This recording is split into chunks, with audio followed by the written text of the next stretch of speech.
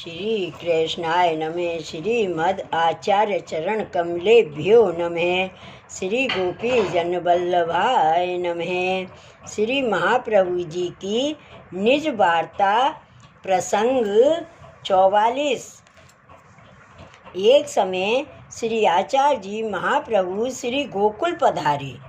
तब आपके साथ दामोदर दास हर्षानी, कृष्णदास मेघन प्रवर्ती थे। उस समय एक वैष्णव पूरब से मिश्री लेकर आया। उस सामग्री को उस वैष्णव ने श्री आचार्य जी के सन्मुख रखी, साष्टांग दंडवत की। मिश्री बहुत थी। तब आपने सभी भगवदियों को आज्ञा की, तुम इस सामग्री को लेकर छोटे छोटे टूक करो, जैसे श्री ठाकुर जी के मुख में धरे जा सकें। तब सब भगवदियों ने वह सामग्री लेकर अच्छी भांति से टूक कर सिद्ध किया, जिससे सुखपूर्वक श्री ठाकुर जी अरोक सकें, किसी प्रकार का श्रम नहीं हो।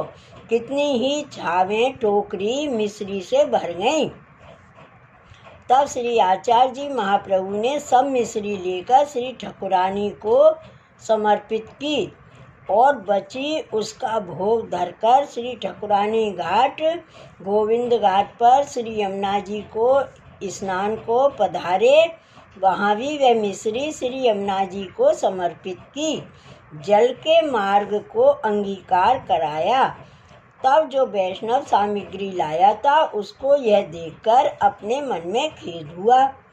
मैंने तो जाना कि बहुत दिनों तक थोड़ी थोड़ी सामग्री पहुँचेगी, किंतु आपने तो एक ही बार यमुना जी में पधरा दी। आप तो जो करते हैं सब अच्छा ही करते हैं। जो अंगीकार हुई वह भी अच्छी हुई। इस भांति उस वैष्णव ने अपने मन में विचार किया। श्री आचार्य जी महाप्रभु तो अंतर्यामी साक्षात भगवान हैं, इसलिए उसके अंतःकरण की बात को जाना। तब उस वैष्णव को बुलाकर श्रीमुख से कहा कि तेरे को ऐसा संदेह क्यों हुआ? वह सब मिश्री श्री ठाकुर जी ने ही अंगीकार की है। उस वैष्णव ने विनती की, महाराज जी बुद्धि है, जैसे देखता है वैसे मन में आती है।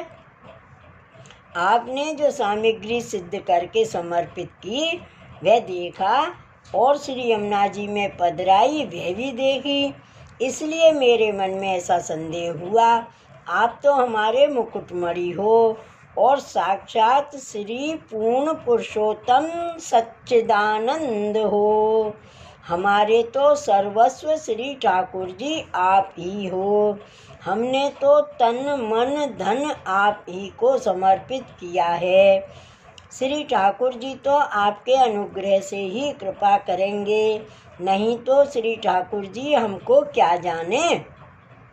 हमारे जैसे करोड़ों जीव पड़े हैं, यह तो आपके अनुग्रह से मेरा भाग्य सिद्ध हुआ है।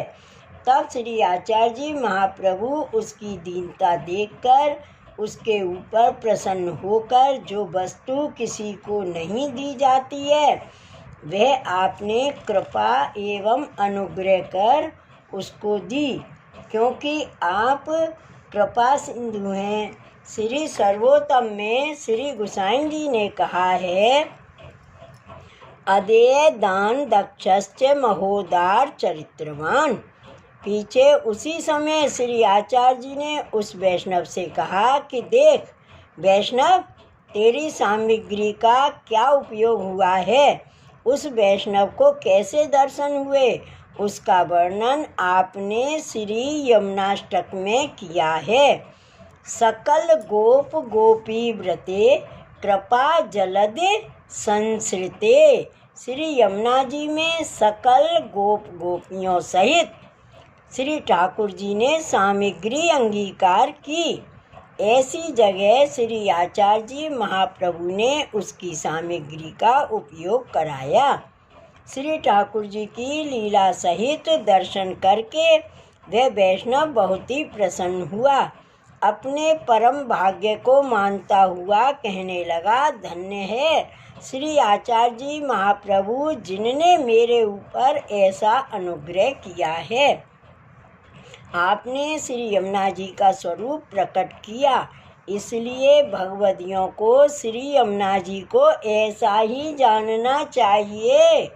इसी कारण से गोविंद स्वामी श्री यमुना जी में पाँव नहीं देते थे। श्री गोसाई जी ने ऐसा दर्शन गोविंद स्वामी को श्री यमुना जी का करवाया। इसमें वैराग्य का यह स्वरूप प्रकट किया है और बताया है कि संग्रह नहीं रखना चाहिए। श्री वल्लभाधीश की जय, श्री गोवर्धन नाथ की जय, श्री गोसाई जी परम दयाल की जय। जय जय श्री गोकुलेश, जय जय श्री गोकुलेश।